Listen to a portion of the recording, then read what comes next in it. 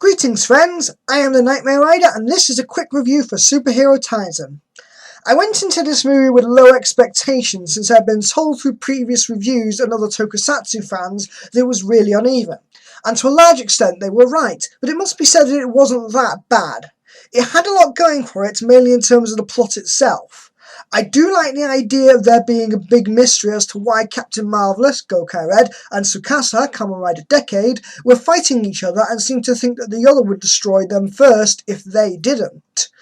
The characters it did use were good, mainly focusing on the Gokaijas, D-End, Forze, and Go-Busters, being the most recent of the riders, and Sentai, with the exception of Kaito being Kamen Rider D-End, who, by a twist in his character towards the end, really feels out of character and just really made no sense from a motivational standpoint. But the biggest flaw in this movie is the pacing.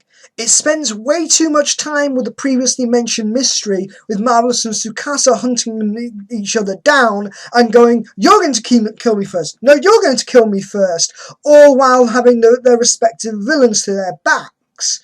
If they had spent more time showing them actually fighting other riders in Sentai and maybe conferring with these villains, leading to them to a mutually assured destruction, then it would have been more effective than it just being all off screen. You have an hour and a half and really too much of that is put with the initial premise and setup rather than the big battle. I understand that you can't have all of the big battle and you do need the setup, but you do have to still strike a balance, and this was too much in the front-heavy department. It had the potential to use the characters who did have dialogue a lot more and just didn't.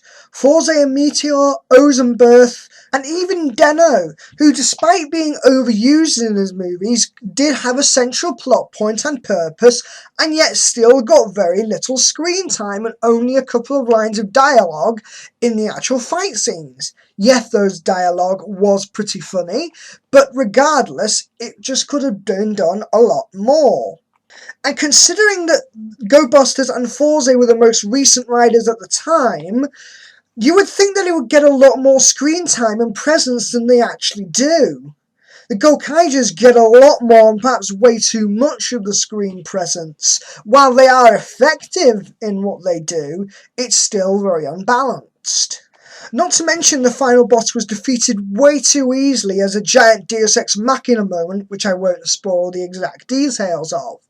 It was a very cool and creative way, mind you, but like all of the action scenes and all of the build-up and special effects themselves, but like everything else, it puts too little focus on the crossover action compared to the mystery of why all the Sentai riders think they're going to destroy each other and kind of end up doing so. But how they all come back kind of makes very little sense to begin with. One of those things you kind of just have to go with. It just felt like a big afterthought with a rather obvious conclusion despite the twists it actually gives. It really should have done more with the crossover of the powers that you saw in the trailer rather than squeezing them all at the end. So overall, I would give Kamen Rider vs Super Sentai Hero Taisen a final grade of a C-. Gokaija vs Goseiger Super 199 Hero Battle showed how a big collaboration event can be done much better than this movie has, despite being only Super Sentai. Hero Taisen is worth watching for the action it gives and is entertaining on some level. It isn't terrible, it just could have so much more done with it. Until next time friends, keep calm and wake up!